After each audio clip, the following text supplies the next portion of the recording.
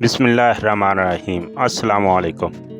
एक दफ़ा रात के वक्त सुल्तान सलाहुद्दीन अय्यूबी रहमतुल्लाह अलैह अपने हुजरे में बैठे ज़िक्र इलाही में मसरूफ़ थे कि अचानक हुजरे के दरवाज़े पर हल्की सी दस्तक हुई।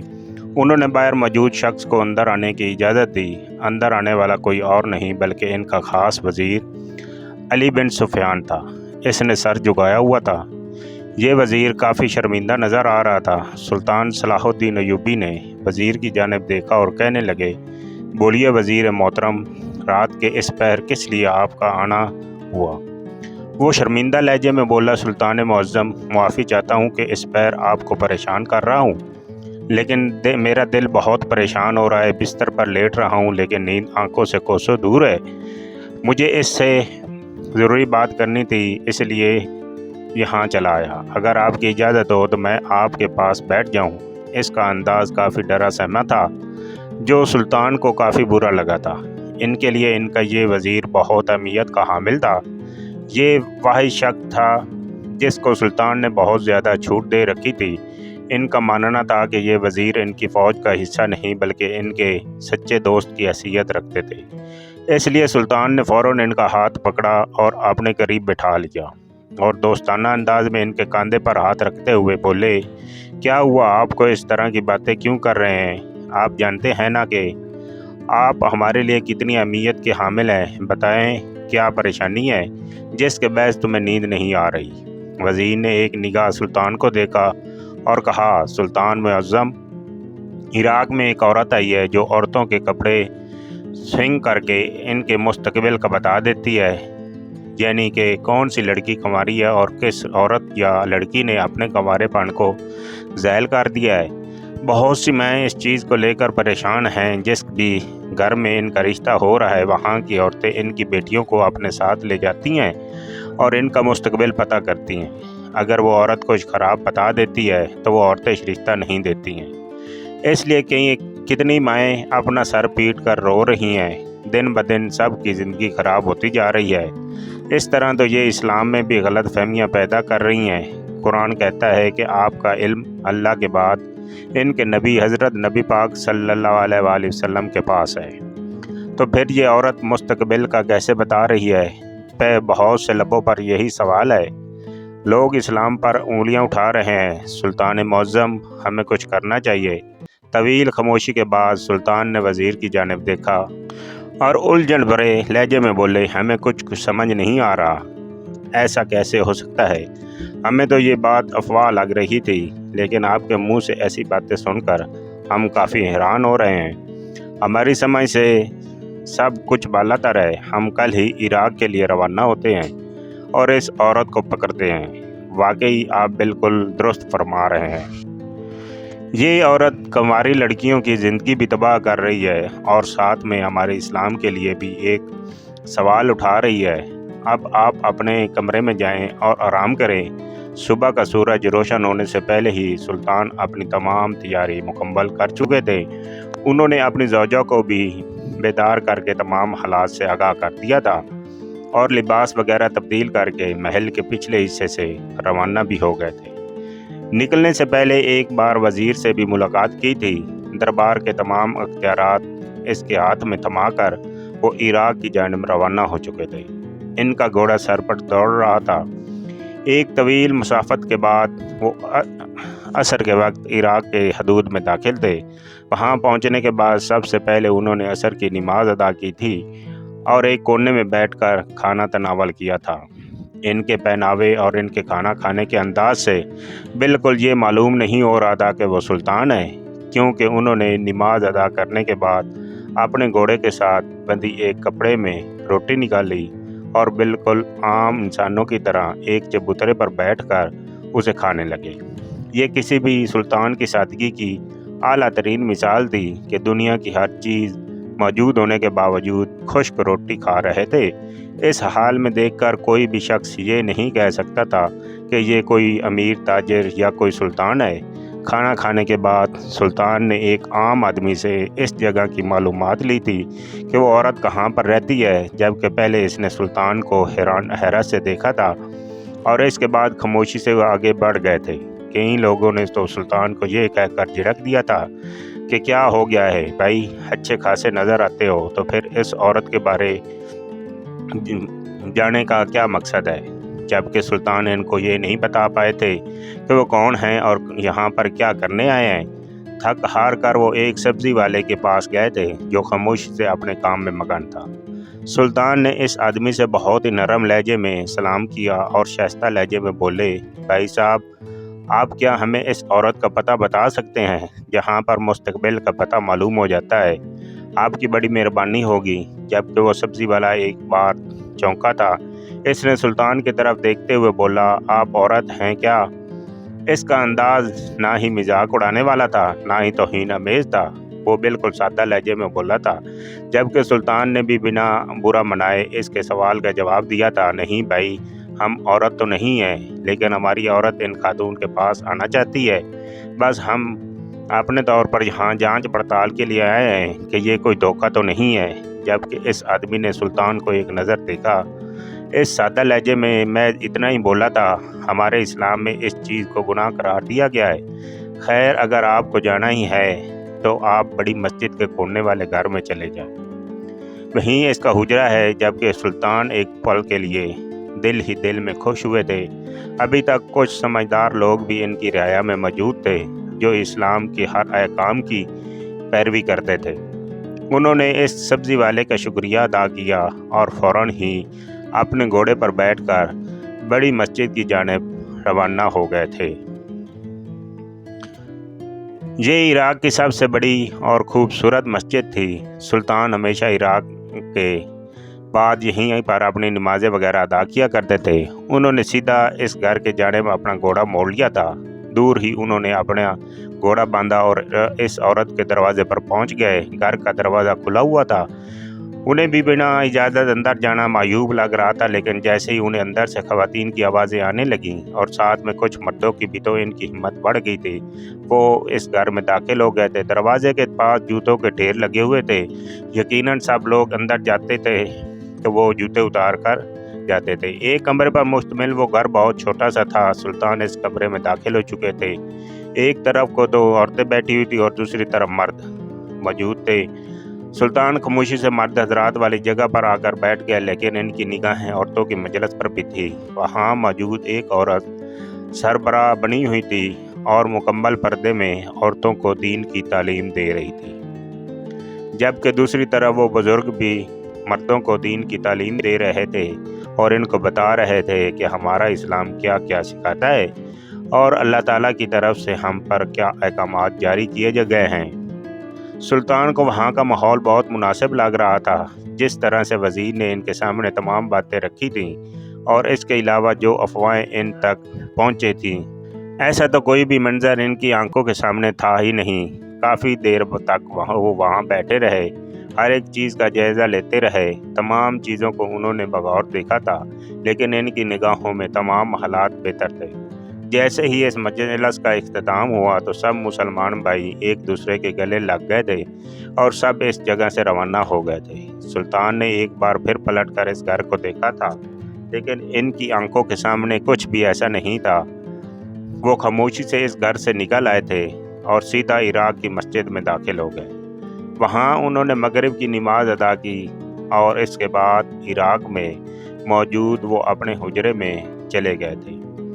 رات کو وہ دیر سے یہاں سے نکلنا چاہتے تھے، اس سے پہلے کہ وہ معزز بزرگ سے بھی ملنا چاہتے تھے جو ان کے لیے بہت اہمیت کا حامل تھے۔ ان کی دعاؤں کی وجہ سے ہی سلطان خود کو بہت سکون محسوس کر رہے تھے۔ تھوڑی دیر انہوں نے اپنے حجرے میں ہی وقت گزارا تھا اور اس کے بعد ان کے گھر کی جانب روانہ ہو گئے تھے۔ ان کے گھر کے قریب پہنچتے ہی انہیں پرسکون ہوا کا جھونکا لگا۔ وہاں آتی ہوئی وہ خوبصورت خوشبو جب سلطان کے نتنوں سے ٹکرائی تو وہ خود کو معتبر محسوس کرنے لگے تھے۔ انہوں نے اس دروازے پر ہلکی دستک دی تو ان کا ایک شاگرد دروازے پر آیا تھا۔ سلطان نرم لہجے میں بولے، کیا ہم استاد صاحب سے ملاقات کر سکتے ہیں؟ شاگرد ان کو وہیں ٹھہرنے کا کہہ کر اندر چلا گیا تھا اور اچانک ہی 2 شاگرد فوراً دروازے پر آئے تھے اور سلطان کو اندر آنے کی دعوت دے دی اور ساتھ میں معذرت بھی کی تھی کہ وہ دنیا وہ نیا ہے، اس کو نہیں معلوم کہ آپ کون ہیں، جبکہ سلطان حیران تھے کہ ان کو کیسے پتہ کہ میں کون ہوں۔ ان کو فوراً ہی معزز بزرگ کے پاس لے آیا گیا تھا، جو ان کے استقبال میں پہلے ہی دروازے پر کھڑے ہوئے تھے۔ ان کو دیکھتے ہی انہوں نے اپنے ہاتھ پھیلائے ہوئے تھے، جبکہ سلطان فوراً ہی ان کے سینے سے لگ گئے تھے، اور ان کے پاس آتے ہی وہ معطر کر دینے والی خوشبو سلطان کو بہت ہی بھلی لگ رہی تھی۔ انہیں اپنا جسم بھی بہت پاک محسوس ہو رہا تھا۔ وہ پاک ہستی ہی تو تھے جو ہر وقت اللہ کی عبادت کرنا، برائی سے دور رہنا، لوگوں کی خدمت کرنا اپنا مقصد حیات سمجھتے تھے۔ وہ بہت نیک انسان تھے، یہ کہنا غلط نہ ہوگا کہ وہ اللہ کی بہت قریب بندے تھے۔ انہوں نے فوراً ہی سلطان کو خوش آمدید کہا تھا اور اپنے کمرے میں لے گئے، جبکہ سلطان حیران ہوئے بغیر رہ نہیں سکے پائے تھے کہ آپ نے ہمیں کیسے پہچانا، جبکہ میں نے اس لڑکے سے اپنا تعارف بھی نہیں کروایا تھا اور ہم اپنا بھیس بھی بدل چکے ہیں۔ جبکہ وہ معزز بزرگ سلطان کی بات سے مسکرائے تھے اور ان کی طرف دیکھتے ہوئے بولے، جس وقت آپ عراق میں داخل ہوئے تھے ہمیں تب بھی معلوم ہو گیا تھا، اور جب آپ ہمارے گھر کی طرف آئے تو آپ کی خوشبو سے ہم پہچان گئے تھے کہ ہمارے دروازے پر سلطنت کے بادشاہ سلطان آئے ہیں۔ کچھ دیر سلطان اور اس بزرگ کی بات ہونے کے بعد سلطان خاموشی سے اٹھے اور ایک طویل مسافت کے بعد اپنے محل واپس پہنچ چکے تھے، جبکہ وزیر جو سپاہیوں کو حکم دے رہا تھا وہ سلطان کو داخلی دروازے سے اندر آتا دیکھ کر حیران رہ گیا تھا۔ وہ بھاگ کر ان کے قریب پہنچا تھا اور ان کو گھوڑے سے اترنے میں مدد دی تھی، جبکہ سلطان وزیر کو سلام کر کے اپنے حجرے میں چلے گئے تھے۔ وہ ان کے پیچھے پیچھے ہی آیا تھا۔ سلطان غسل کرنا چاہتے تھے، لیکن وزیر کو حجرے میں موجود دیکھ کر انہوں نے اپنا ارادہ ترک کر دیا تھا اور حجرے میں اپنی مخصوص جگہ پر بیٹھ گئے تھے۔ وزیر ان کو دیکھ کر حیرت کا اظہار کرنے لگا کہ سلطان معظم، آپ اتنی جلدی عراق سے کیسے آ گئے؟ آپ تو اس عورت کو پکڑنے کے لیے گئے تھے، اس کو سبق سکھانے گئے تھے، لیکن آپ کی واپسی ہمیں کافی حیران کر رہی ہے۔ وزیر کی بات سن کر سلطان نے وہاں ہوا تمام واقعہ ان کے گوش گزار کر دیا، جبکہ وزیر ان کو حیرت سے دیکھ رہا تھا۔ اس نے فوراً ہی خدشہ ظاہر کیا تھا، کہیں سلطان معظم ان لوگوں کو آپ کی آمد کا علم تو نہیں ہو گیا، جبکہ سلطان مسکرائے تھے اور کہنے لگے، ہمیں نہیں لگتا، کیونکہ ہم جس لباس میں موجود تھے کوئی بھی ہمیں دیکھ کر پہچان نہیں سکتا تھا۔ خیر، اللہ سے دعا کریں کہ جو بھی افواہیں پھیل رہی ہیں وہ جلد ہی ختم ہو جائیں، ورنہ بہت برا ہو جائے گا۔ یہ بول کر غسل کرنے کے لیے چلے گئے تھے، جبکہ وزیر بھی وہاں سے جا چکا تھا۔ وقت کا کام ہے گزر جانا، اور وہ اپنی رفتار سے گزر جا رہا تھا۔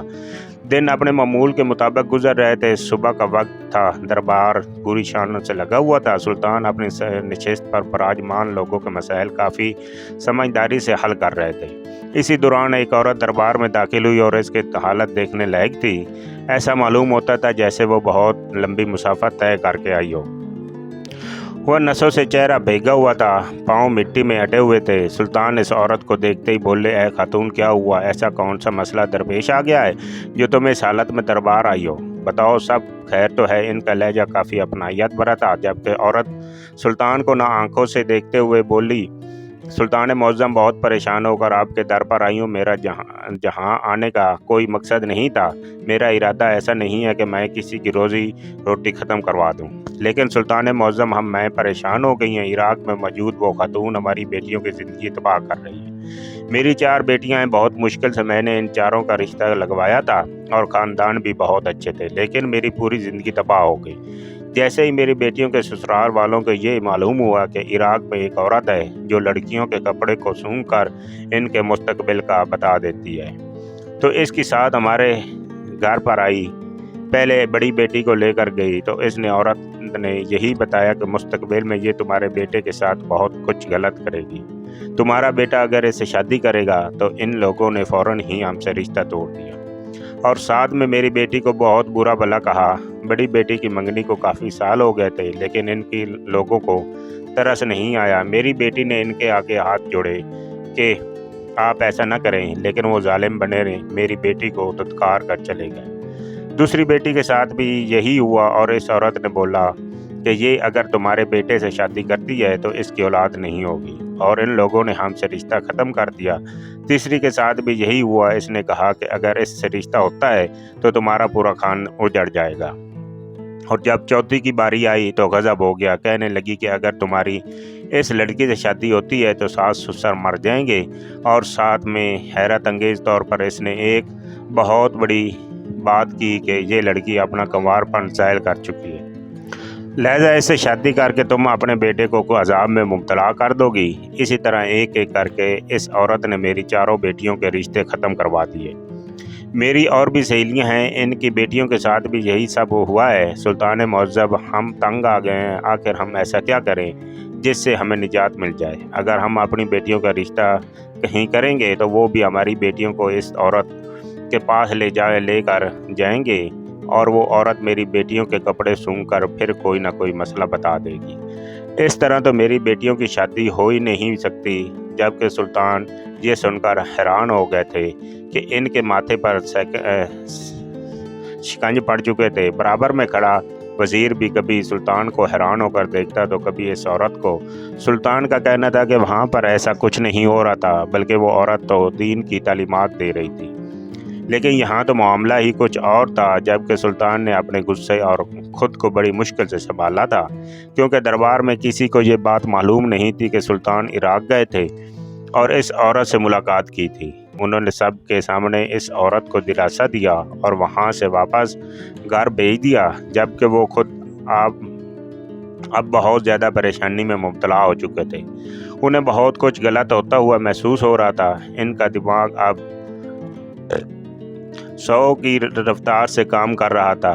मुअज़्ज़िज़ बुज़ुर्ग की वो बात इनके दिमाग पर हथौड़े की मानद बरस रही थी कि कभी कभी देखा हुआ सच नहीं होता, यानी जो उन्होंने देखा था हकीकत पर मबनी था ही नहीं, बल्कि उन्हें कुछ और दिखाया गया था। यानी वहां पहुंचने से पहले किसी ने यहां से मुखबरी कर दी थी कि सुल्तान इराक़ जा रहे हैं। उन्होंने फ़ौरन ही दरबार का इख्तिताम किया था और अपने मखसूस कमरे में चले गए थे।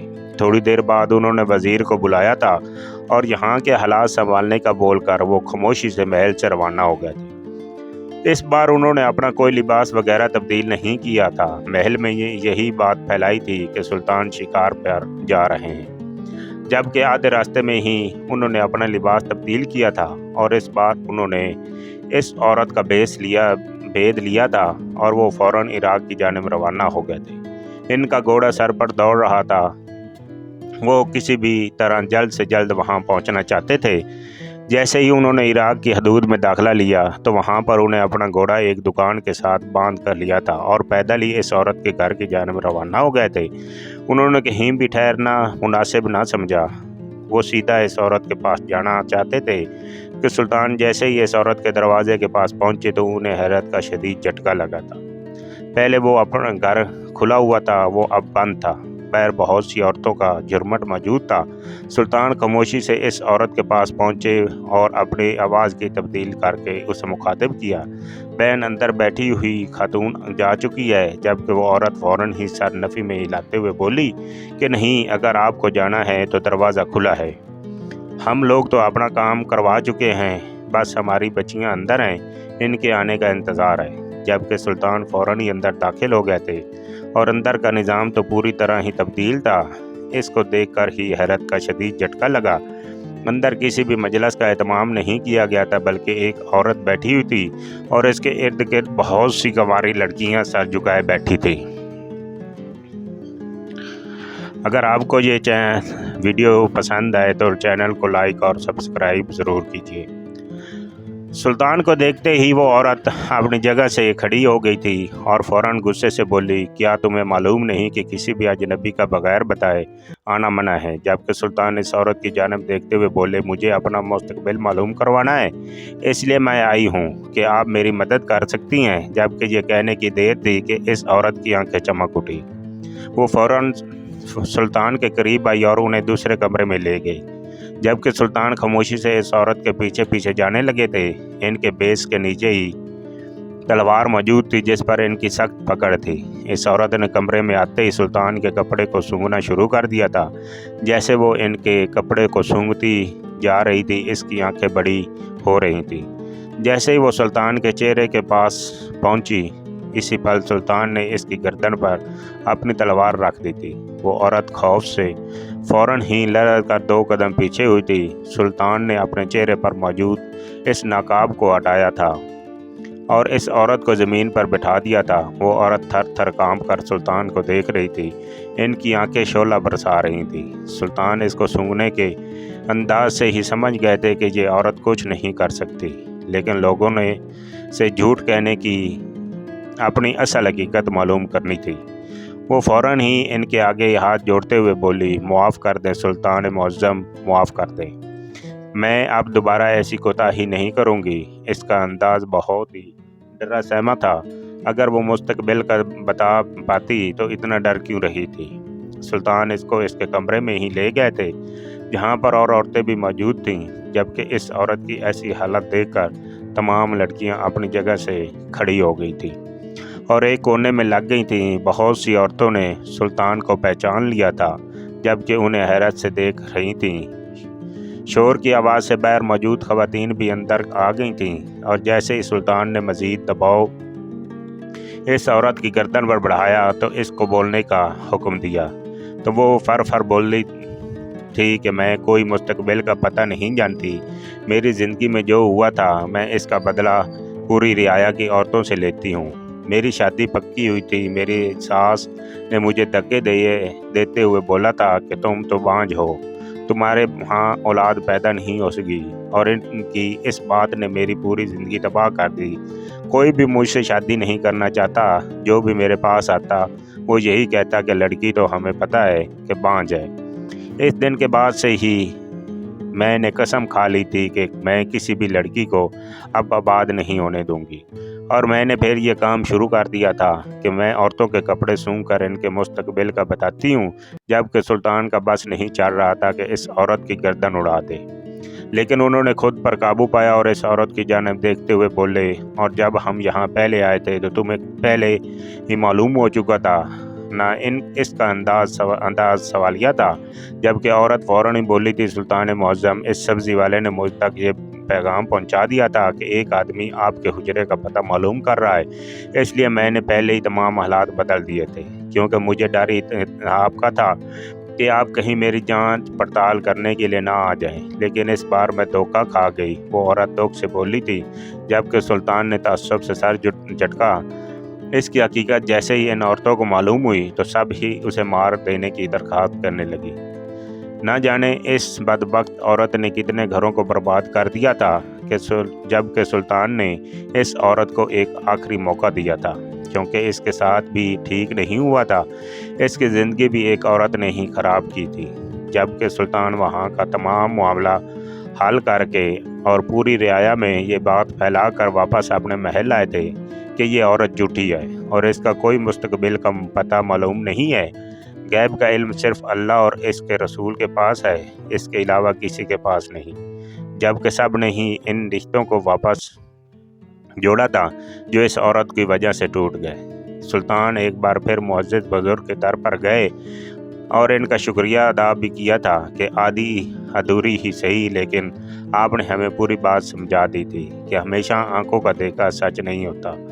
अगर आपको ये कहानी पसंद आई हो तो चैनल को लाइक और सब्सक्राइब ज़रूर कीजिए। शुक्रिया।